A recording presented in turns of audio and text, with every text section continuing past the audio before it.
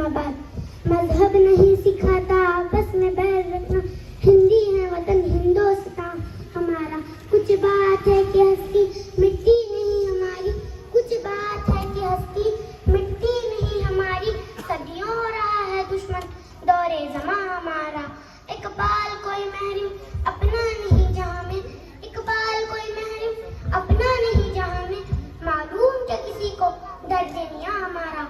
मोहतरम सदर जलसा, जिम्मेदारान शम्स कुल इंडी, काबिल अदब मेहमानान खुसूसी और असातिज़ा इकराम और काबिल कद्र हाज़िरीन मजीद, अस्सलामु अलैकुम रहमतुल्लाहि व बरकातुहू। मेरी तकरीर का उन्वान है जंग आज़ादी में मुसलमानों का किरदार। आप सभी को जश्न आज़ादी बहुत बहुत मुबारक हो। मैं अल्लाह रब्बुल इज़्ज़त से दुआ करती हूँ हमारे मुल्क हिंदुस्तान का हर एक शहरी खुश रहे, शादाब रहे, आबाद रहे। अल्लाहुम्मा आमीन। हाज़िरीन महफिल, अंग्रेज मुल्क हिंदुस्तान में मुगलिया सल्तनत के बादशाह जहांगीर के ज़माने में आए। यहाँ अंग्रेज इलाज और मौलाजा के बहाने से और जहांगीर बादशाह के दरबार में हाजिर हुए और बादशाह ने कहा, मांगो जो मांगना है। अंग्रेजों ने अजीज रमी से पूछा, हम यहाँ तिजारत करने की इजाज़त चाहते हैं। बादशाह ने इजाज़त दे दी। इसी तरह हमारे मुल्क में अंग्रेज रहने लगे और बसने लगे। लंबी मुद्दत गुजरने के बाद मुगलिया सल्तनत की हुकूमत कमजोर होने लगी। अंग्रेज मौके का फायदा उठाकर हिंदुस्तान पर काबिज हो गए। मोहतरम हाज़िरीन, हमारा देश हिंदुस्तान 15 अगस्त 1947 को आज़ाद हुआ, लेकिन ये जंग आज़ादी की तारीख बहुत पुरानी है।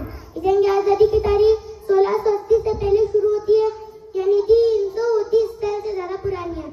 मुअर्रिखीन का यह कहना है कि जंग आज़ादी की तारीख 1850 में शुरू होती है। कलकत्ता में सिराजुद्दौला ने अंग्रेजों से पहली जंग लड़ी थी।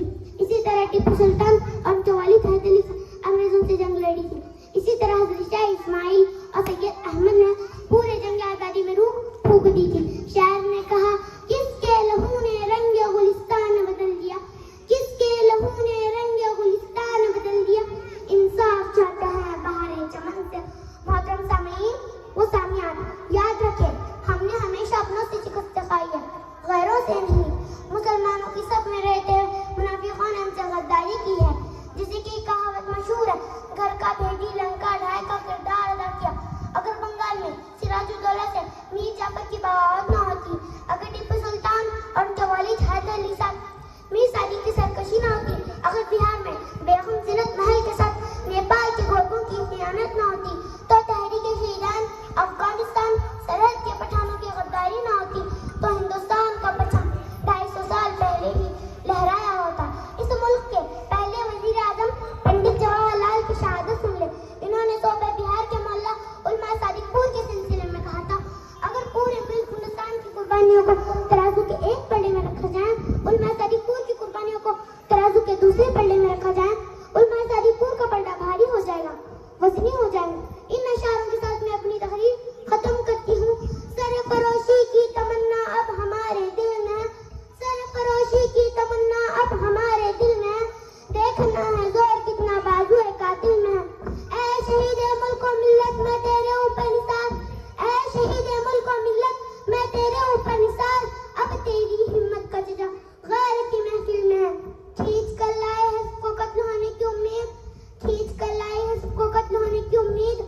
आशिकों का आज छमकर पहुंचे कातिल में है। वक्त आने दे बता देंगे तुझे ऐ आसमां, वक्त आने दे बता देंगे तुझे ऐ आसमां। हम अभी से क्या बताएं क्या हमारे दिल में है। खून से खेलेंगे होली गर वतन मुश्किल में है, खून से खेलेंगे होली गर वतन मुश्किल में है। सरफरोशी की तमन्ना अब हमारे दिल में है। मैं अपनी तकरीर खत्म करती हूँ। शुक्रिया। अस्सलाम वालेकुम रहमतुल्लाहि व बरकातुहू। जोरदार